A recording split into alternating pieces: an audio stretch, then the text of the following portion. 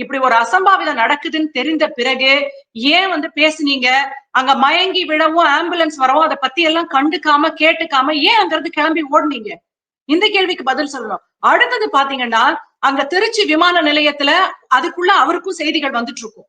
இங்க இருக்கும்போது தெரியவில்லை என்றாலும் கூட திருச்சி விமான நிலையத்துல செய்தியாளர் கேட்கறது நம்ம எல்லாரும் பார்த்தோம் நேரலையில.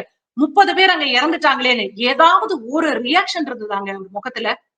முகத்தையே காட்டல. ஏதோ அப்படியே தெரிச்சு ஓடுறாரு. நம்ம பார்த்திருக்கோம் இல்லையா? அந்த வண்டி எல்லாம் ஒரு ஏதோ தெரியாம ஆக்சிடென்ட் ஆயிடுச்சுன்னா, ஒருத்தர் இறந்து போயிட்டாருன்னா என்ன பண்ண தெரியாம டிரைவர் அப்படியே தப்பிச்சு ஓடுவாங்க பாத்தீங்களா? இந்த பள்ளி வாகனத்த ஆக்சிடென்ட் பண்ணிட்டு தப்பிச்சு ஓடுனதெல்லாம் பார்த்திருக்கோம் இல்லையா? ஓட்டுநர்கள் அந்த மாரி தான் தலைமை தாங்கிய கூட்டத்துல இப்படி ஒரு உயிரிழப்புகள் ஏற்பட்டுச்சேன்னு எந்தவித கவலையோ, பொறுப்போ, பயமோ, பதற்றமோ எதுவுமே இல்லாம அவரு பாட்டு உள்ள போனாருங்க. விமான நிலையத்துக்குள்ள. ஏன் அப்படி போனாரு? ஏன் செய்தியாளர்களை சந்திக்கல? இந்த கேள்விக்கு விஜய் பதில் சொல்லணும். இது வரைக்கும் பாத்தீங்கன்னா சமூக வலைதளங்கள்ல 2 பதிவு போட்டிருக்கிறாரு. அப்புறம் 20 லட்சம் பணம் அப்படின்னு அறிவிச்சிருக்கிறாரு. இவர் என்ன சொன்னாரு? எதுவா இருந்தாலும் நான் வந்து ஒரு வித்தியாசமான முதலமைச்சரா இருப்பேன். அடுத்த முதலமைச்சரே நான் தான் அப்படின்னாரு. இதே விஜய் முதலமைச்சராக இருந்து அவருடைய கூட்டத்துல இப்படி ஒரு அசம்பாவிதம் நடந்திருந்தா அப்ப யார பொறுப்பு சொல்லுவாரு? காவல்துறை அவரோட கட்டுப்பாட்டுல தான் இருக்கும். ஏற்கனவே இப்ப நம்ம ஊடகவியலாளராகவும் ஏற்கனவே அவருடைய கட்சியில் இருந்தவராகவும் இருந்த ஜெகதீஸ்வரன் அரசியல் விமர்சகர் அவர் சொல்லியிருக்கிறாரு. 440 பேருக்கு மேல வந்து விக்கிரவாண்டி கூட்டத்துல மயங்கி விழுந்தாங்க.